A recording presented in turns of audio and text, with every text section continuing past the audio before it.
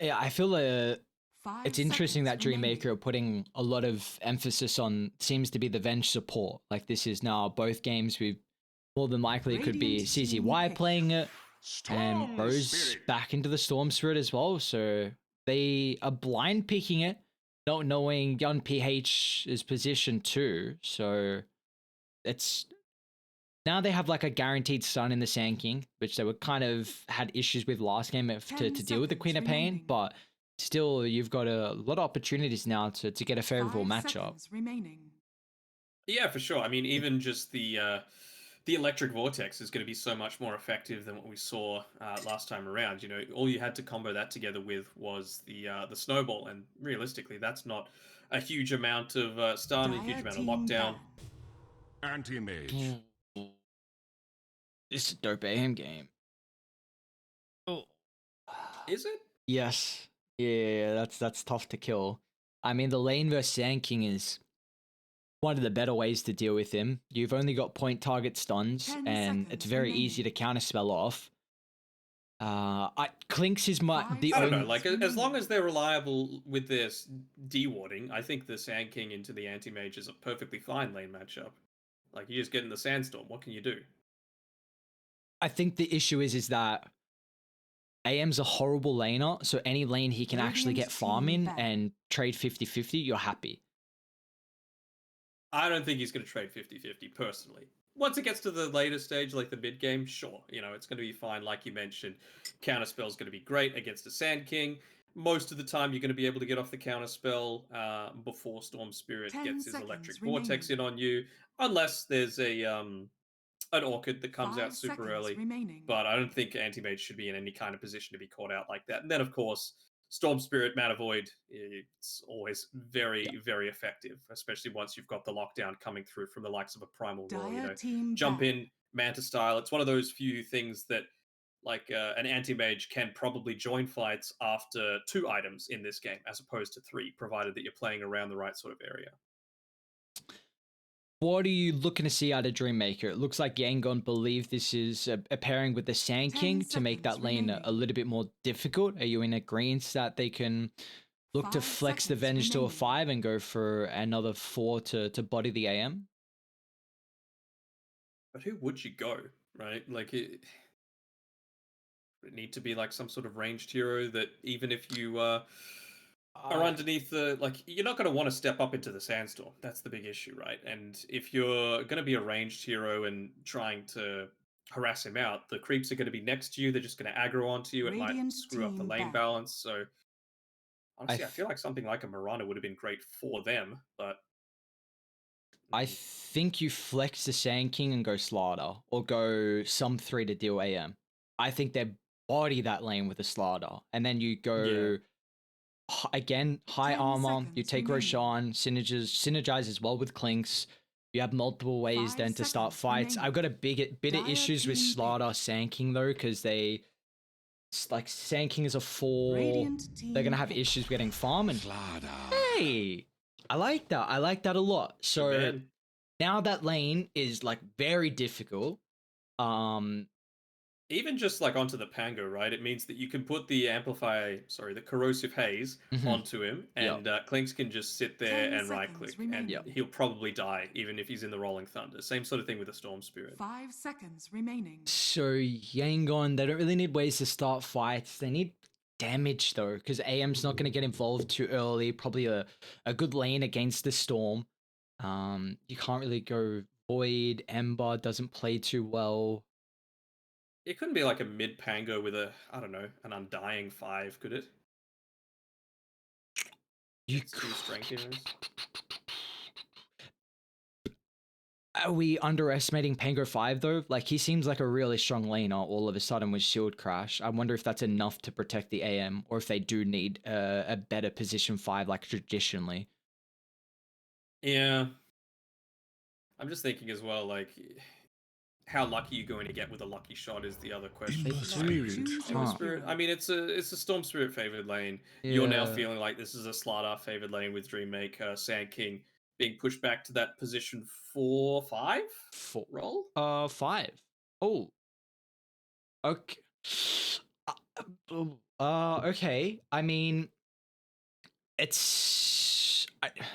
would have been interesting going double range with Venge Clinks. That's very squishy. So maybe. I mean, it is a nice way to.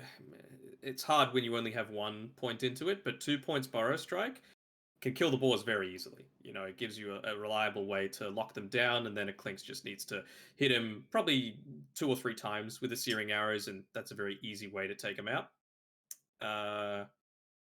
You're not going to be able to do much against a Mirana, though.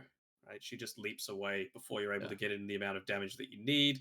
It does mean that Skille needs to play a little bit more around the lane, though. You know, he's not going to need to. He's not going to be able to. Excuse me. Move towards the mid lane, try and get a combo off with that Searing Chains onto Rose, because if he does, it's going to need to work because Zoran's probably dying for that kind of exchange. I'm going to go Dreammaker for this one. All right. You what's tilting you over the edge here for Dreammaker? The Slider matchup into the Anti-Mage and the Storm Spirit matchup into the Ember Spirit. And the fact that, like I just said, it's if they are looking to make any kind of rotations to kill the Storm Spirit, it's going to cost them the life of a core anyway. So as long as the communications are there, which I feel like they should be, I feel like Dreammaker have got this. And they were in a really commanding position in game number 1 and just let it slip. Alright, well, we saw earlier in the Prepare for day. battle. What was the matchup, man? That went like completely not the way we were expecting, and it really just turned the game on its head. I don't remember now, but it was the Void Spirit, wasn't it? It was the Void Spirit versus Storm. I'm trying to think who was playing it. Anyway, we'll see how young PH is able to fare with the Ember Spirit this game against the matchup. Do you feel like overall, how is his game gonna fare? Overall in the game, I mean, it's going to rely again. They don't have any kind of defensive save right now on Dreammaker, so that's the big issue for mine. So he's going to need to play around the Mirana in order to get the kills to be able to match the farm that Storm Spirit's going to have super early on. They've done a little bit of assistance for him, making sure to ward up the small camp next to Storm Spirit in the mid lane. So that's a nice little bonus already. Was that intentional? It looked intentional. Normally. And the amount of times though that I've been playing a Mirana in a pub and I've got an Ember Spirit and he's like, "Where are my rotations? Where are my rotations?" And then I look at his skill build and he's level 9 without a single point in Searing Chains, and I'm like, Hate to see "Bro, it. come on, man! Such a value 1 point. point. That's all I ask." It's such a value point. Chains is like continuing to get buffed.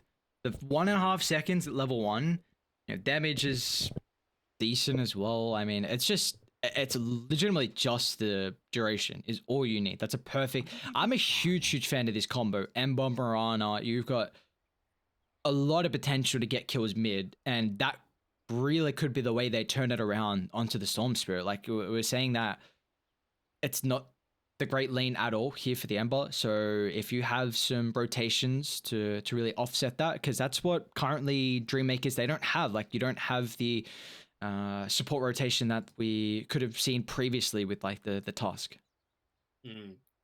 I don't think they have, like, if there were other heroes other than Pango Anti-Mage, you would have obviously the threat of killing CZY, but the fact that they don't means that he can go this build where he's got the Blightstone even, so whoever moves forward, they're going to be copping a fair amount of damage with that Bash of the Deep combined together with the Blightstone, plus the Wave of Terror from the Vengeful Spirit in that offlane. So good luck Anti-Mage, good luck Pangolier. They've got decent armor, level 1.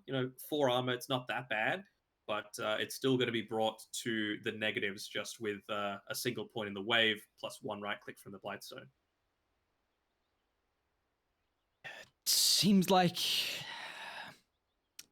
I'm again intrigued to see how CZY is able to play the Vengeful Spirit as well. I was like a bit hesitant on his performance in game 1. I think the Venge is broken.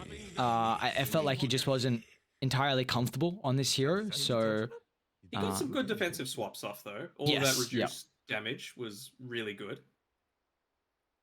Yeah. So I mean, and it's also I was going to bring up like maybe a reason why you were hesitant about the Beastmaster Mirana this game is because the Venge was just there. Like you are very reliant on Raw to set up for Arrow. That's all you have. Chains, of course, but at least in that lane or as the game goes on. So just a swap can instantly nullify that. Yes, it can, and I mean, not exactly like you can't have a form of counter initiation with this Sand King either. You know, he's not going to have levels. He's not going to have farm. You're playing it in a support role, so I mean, I'm struggling to see what kind of effect he's going to have super early on because you do somewhat need to stay in the lane with this Clinks. Chidori's not self-sufficient in his role there. So I don't know. Maybe they're going to try and go super greedy and get him to start taking jungle camps. Sand King's one of those few supports that can do that. We'll have to see though. I think maybe 2 points in Burrow Strike and then 1 point in Sandstorm, 1 point in Caustic, just to enable that that damage potential. Maybe even 2 points in Sandstorm before level 6. So we don't see a whole lot of position 5 Sand King. Like, I don't think I've ever seen it. yeah. I just... I will say, again, like, I really 30 feel like seconds to battle. right now lanes just seem like they're fully reliant, or not reliant, but I will always say, like, I favor a range melee duo. There are exemptions to the rule, but quite often that's how you like to be set up, and especially with squishy the Clinks can be. Sand King's not too tanky, only 2.7 strength gain, so it's not the greatest. He's also got Windlace as well, so looking to try and help out with his immobility to enable the Burrow, but, well, that's early first blood picked up, and well, that's quite the hero to give it to as well, and a D-Ward too, so what is not the easiest lane for young PH gets a little bit easier. I mean, it just seems a little bit weird that you would even attempt to make that kind of move, right? Like, it's not like you have an insane level 1 in terms of damage potential. Pangolier, he could be right in the thick of things. We saw he hit the shield crash, it hit onto 3, so he was already having 45% damage reduction. And, like I said before, he's gone that Ring of Protection for a little bit of that extra survivability. Venge, you got nothing of the sort. He's gone that Lightstone, which I thought, okay, it's not going to punish him too hard in lane. But if you're running into 4 or 5 heroes, you are going to get punished. This is my true test to see, like, if Pango is actually a decent laner now. Like, I think, let me live, essentially. Yeah, let me rephrase that. I think he's a much better laner than what he was pre 7.3, but this is a tough lane, man. Like, Hao is going to get bodied, and I really want to see how broken this hero is, because if he can make some space for Hao and just eat abilities and eat damage, then maybe Yangon can have some hope. But the big issue with AM into any lanes is you do not want to verse heroes that can man-fight you with passive. Slardar, Legion are some of the best ones that come to mind, and Slardar gets huge power spikes at every single second level when he puts more points in the Bash of the Deep. Kind of pushed in, and well, he's getting stunned up a little bit here. He might end up dying, and he will. That's the power of the Wave of Terror, plus the Blightstone, plus the double stun coming through, and the Bash of the Deep. Saving up just enough there was never mind. You reckon this is going to be a trend? It's just going to happen over and over in the bot lane? Yeah. They're about to... I would like to see them pull next wave and then get creepy equilibrium, and then Hao is going to get nothing out of it. Lun's doing a very good job on how his positioning is, kind of keeping tabs on CZY. They might not even need to with how the creep equilibrium actually is. They didn't kill the creep wave fast enough, so they can drag it back all the way, and they're about to hit level 3, so this lane is not going to be easy for Hao. I'm going to keep... we'll head up to top real quick before that 3's picked up. We'll see how this lane's looking at the moment for Chidori. 15 last hits compared to the 10 on Zorain. You feel like this should be a relatively decent... we didn't have time. It was getting a little bit low. Never mind, decided to to have a bit of a walk away. He didn't want to lose too many of those creeps. Of course, like you mentioned, very important that he gets up to that level 3 as quickly as possible. As soon as he hit it, Hao actually blinks back, ends up sacrificing a few creeps in the A little process. something extra for the effort. And yeah, kind of like what I was expecting. You know, Trezam, he's Wait. going into a bit more of that greedy build. This Looking mid to take battle, some of these small games. young PH and Rose, it was either heroes fallen very low, thought there might be a solo kill there, but a Fairy Fire stood in between that. And gotta be careful, even Hao's gonna blink aggressively. Who do they want to target? Because the AM's revealed himself committing forward with the blink, but CZY, can he get cute enough? Pops a self, giving him a little bit of extra health to play with, but Hao can pick up the kill, blink up in a couple of seconds, so it shouldn't eat too much damage there. That's a nice kill to find, just some influx of gold. Top lane, Trezam will cut. Ooh, tower regen, self, now skill A, super deep. Still will find the kill nonetheless. I don't believe he'll be condemned for his positioning. No, he had to pop his own salve though, just to survive that little bit extra. Of course, Towers not removing the salve with the damage there, so wanting to take maximum advantage of that. He'll still have to walk all the way back to base though. I'm sure he's not going to mind, considering the fact that you also forced a salve to be popped on Trezam. So, you know, again, this is the position 5 Sand King life. You just are not going to have much of anything. You need levels. You need at least a base level of gold to be able to do anything. Ben just not nearby to help. Never mind at the moment. Radiant structures are fortified. See, what's he? Oh, his tread's already completed. This lane 4.5 as well. So once he hits level 5, and 5 and 6 are huge power spikes. Honestly, Hao might have to just go play. You can't play the jungle early on the AM. So again, you know, really looking to see how Lun can keep his position 1 as a laner, and he's doing a pretty solid job at the moment. There's also the fact that you need to be pretty good at, like, I don't want to say it's microing, but like constantly just looking at, all right, how many Bash of the Deeps does he have? It's just like Dire's a middle tower counting is game under attack. constantly. See, it's Nevermind's doing a good job to hold on to his Bash of the Deep stack so many times just to force constant fear out of Anti-Mage there. Really only using them to secure the range creeps. Out of my way! I am intrigued to see how the Dire's greedy top draft tower can is under fare for attack. Dreammaker, because it has to be said, this plus 5 Sand King is ultra greedy, Venge 4 as well. So it's nice that Slider's going to get a good lane. He's going to go Radiant's middle Echo tower Blink. is under He's going to be attack. careful though, because if he gets picked off a couple times after the Echo's completed, then they will not really have ways to make plays. It's going to be really reliant on Storm, because Sand King's going to be super low level, so you won't have Burrow Strike to get in. So yes, it can be said that Slider should hit a second item timing very fast with how strong the lane is, but if he dies a couple times, then it's going to put you in a rough spot, as Slider actually does find a kill down bot on Lorne. Speaking of deaths in the bot lane, very easy to pick that one up, and well, they're looking to start to make a little bit of movement there with CZY, not needing to leave the bounty rune for the Storm Spirit, who again, that rotation towards the top side from both of the top supports didn't end up resulting in anything. Mid lane. Although, this is what we were talking about, off the line with the arrow though. Haste! Rose can heal back up. Does he go bot with this haste? Because Nevermind's Gotta be hunting. careful. Oh, the disarm. Dude, what a proc, but he's still got the bash charges. Is Rose gonna commit for Hao? A long zip in. Doesn't have too much mana left to play with. Looks like simultaneously Pangolier will lose his life. It blinks up in a couple seconds here. Hao's actually gonna double back to the side of Dreammaker, but Rose has got the damage. Just with the good old right clicks to bring him down. Nice rotation. Someone's going to need to come to this mid lane though. Storm Spirit, is that him TPing? No, it's the Vengeful Spirit just realizing that, alright, I don't really have Radiant's top any tower mana is right under now to be attack. able to make any kind of movements, and well, CZY, he's going to be happy to pick up that solo XP, bring him up to that early level 6, which is just going to enable more and more kill threat onto the bottom side. This is the build that we saw James on Ragdoll going as well, ex-China player, through a lot of the...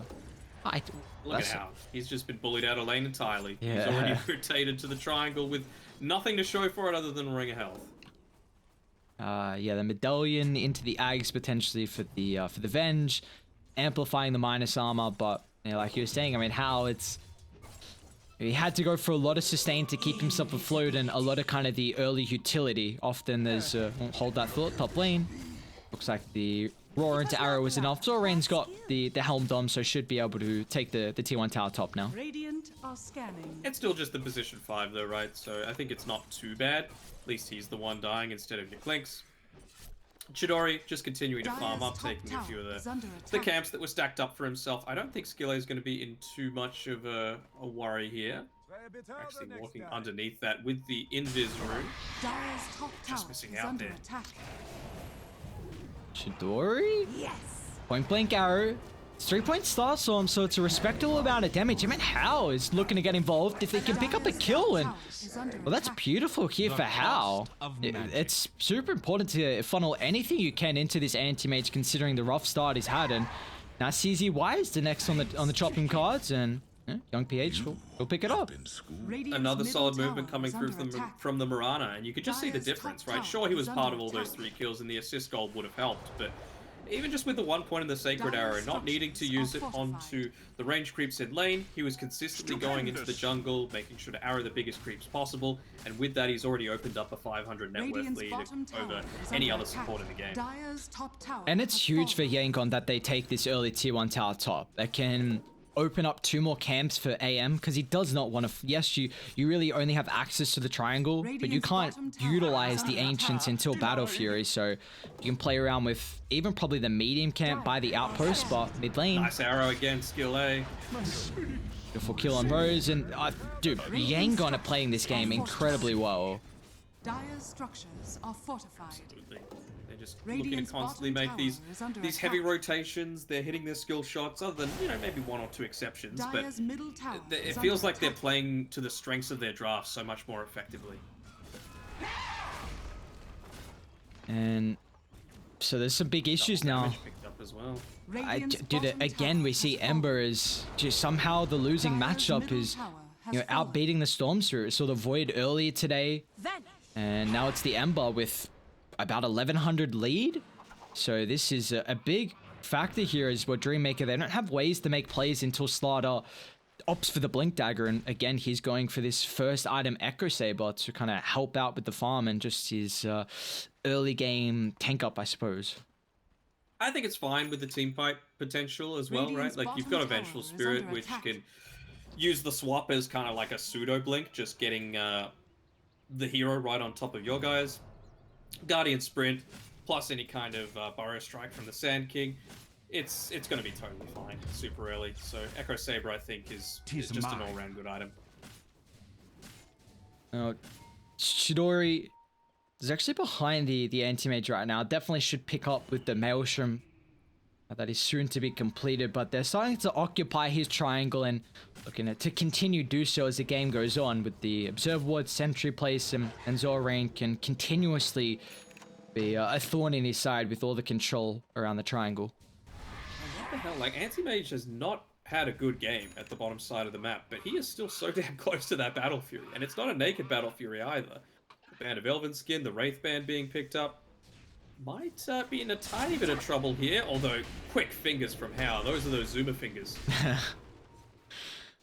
It does reveal a couple of heroes, so we'll see if Yangon can make a play work out of this. Just get the connection with the Roar. It's a really deep attempt just to kill off the support, which will put them in a compromised position, but nonetheless, they still get 2 before the reinforcements come fast enough for Dreammaker. And other Slaughter's in trouble as well.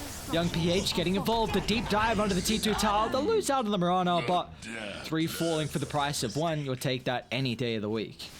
I think you're totally cool with the Mirana going down there. As long as you secure the kill onto the Slaughter, it just gives Anti-Mage that freedom to know, all right, I'm safe to farm this top lane, at least for the next 30 seconds or so. Refuse gold given.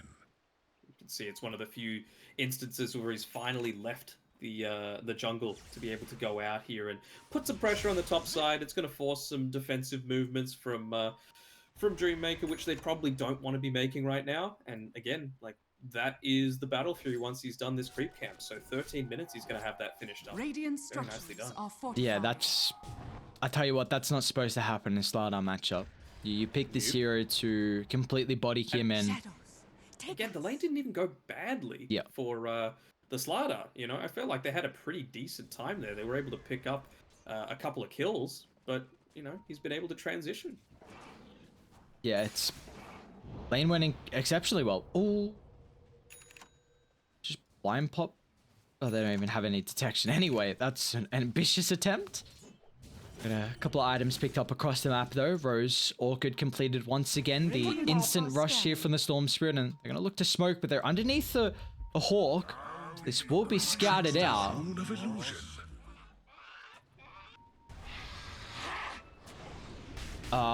Young PH? Jesus Christ, dude, that's playing with fire. It was looking... I don't know what the attempt was there. It was nice, like, illusion play, I guess, but they know if you pop the smoke, illusions can't do that, so one of them had to be real.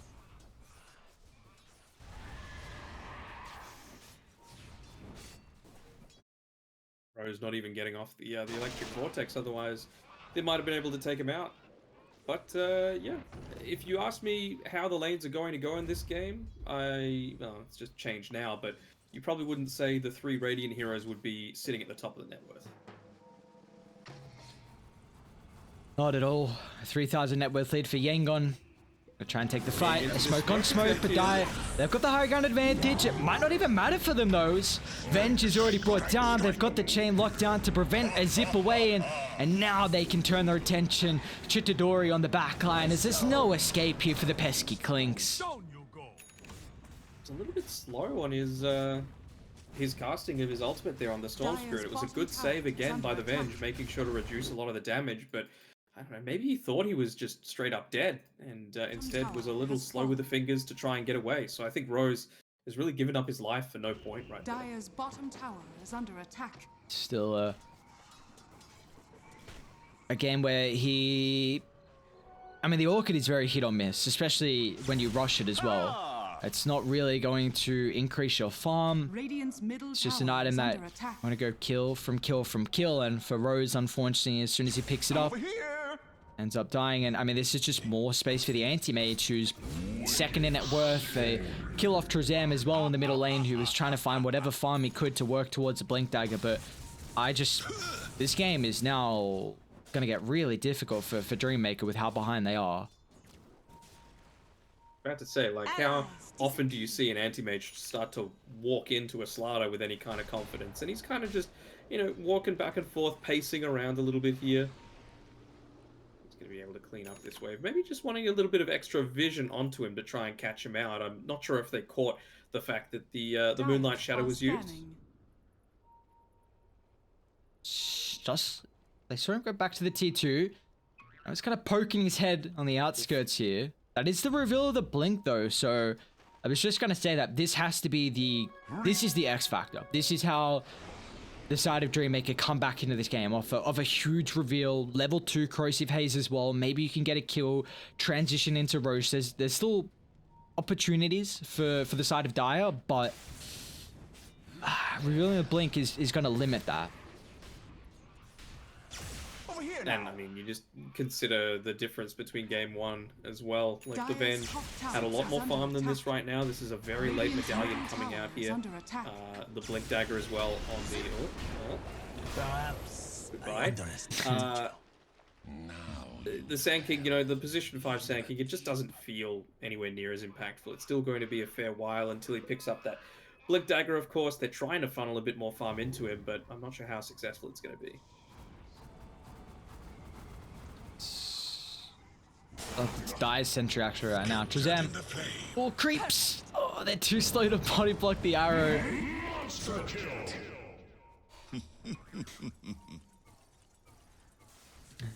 Chidori might get this last few inches taken away from him. No, he's going to do it just in time.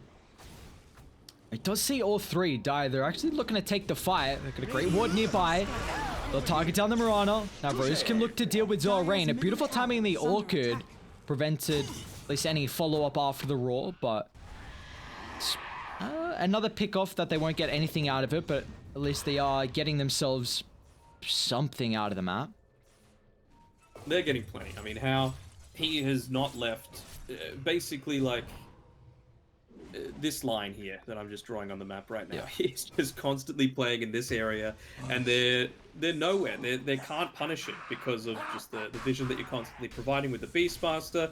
They've well, what's actually the warding situation like for Yangon? Because it looks fairly dark right now. It's basically just the Hawk providing the vision at this point. Lon's got one observer ward. Skill A doesn't have anything at the moment, so you wonder where would you like to see them ward? Like, where does the commitment have to come through? Stupendous. Radiant's bottom I feel like tower is under attack. I don't know if you can afford to ward up the triangle camp. Like, it's not like any of your heroes are that great at taking it, and you know that you're trying to deny up that sort of vision for Dreammaker, right? So if you put any wards there, they're probably going to get de-warded pretty quickly. So I feel like the one that they have is decent. I did not expect this to be happening though. A super early Aegis pickup. With... is under attack. Do they have any minus armor? Just the Pango lucky shot, but they just had the Beastmaster Helm of the Overlord tank it. That is an incredible timing. I was saying that I feel like Dreammaker have to get a pick off and go into Roche, and that's how you can bring yourself back into this game, but that is completely off the cards now.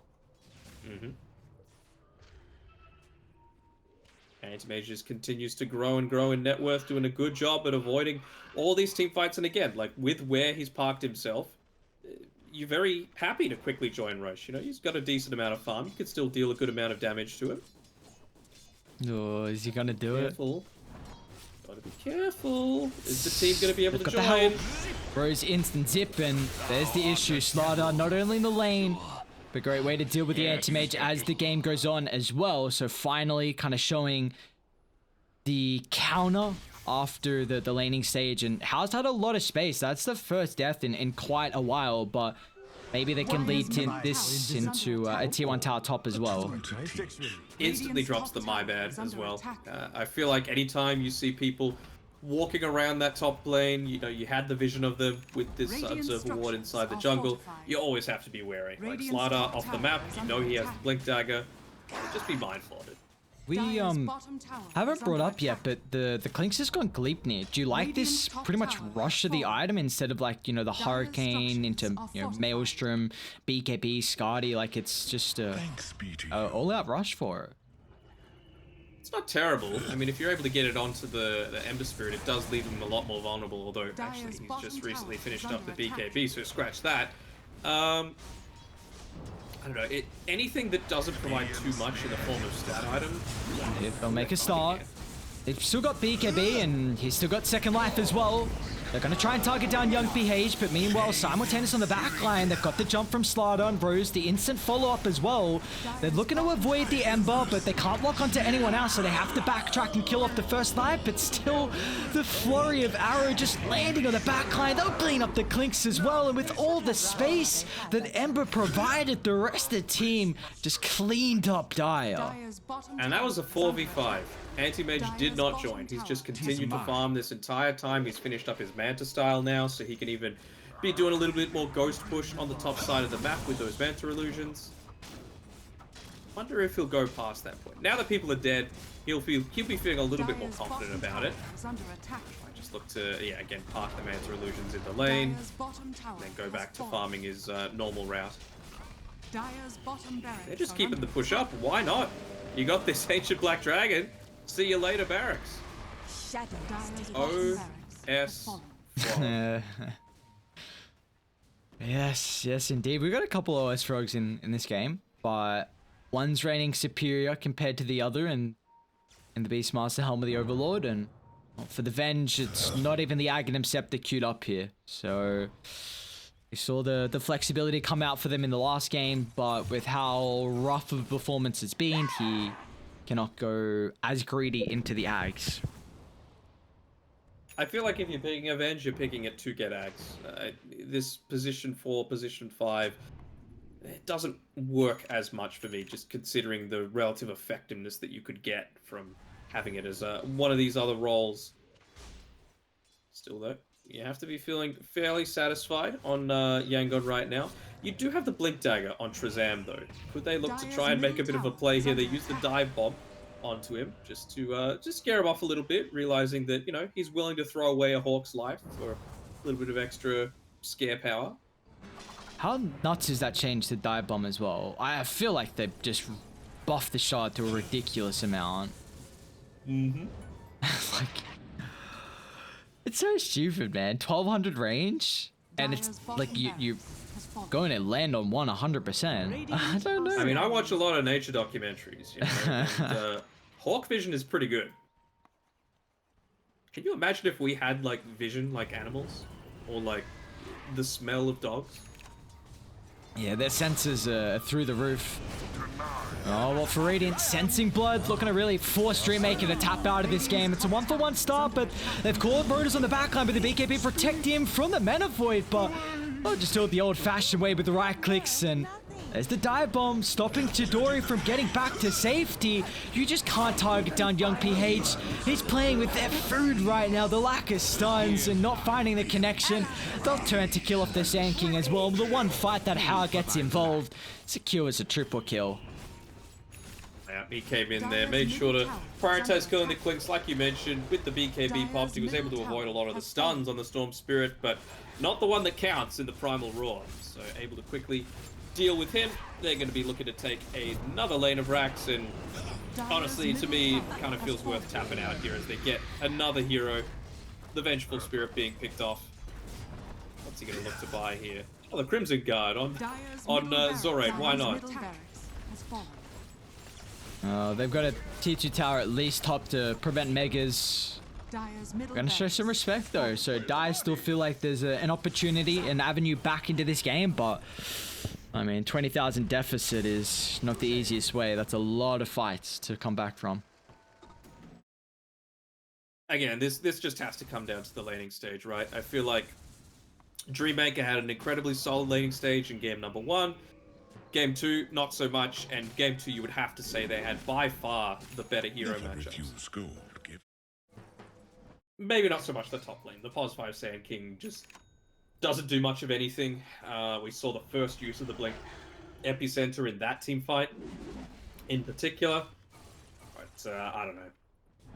Just seems like it was still a little bit odd for mine.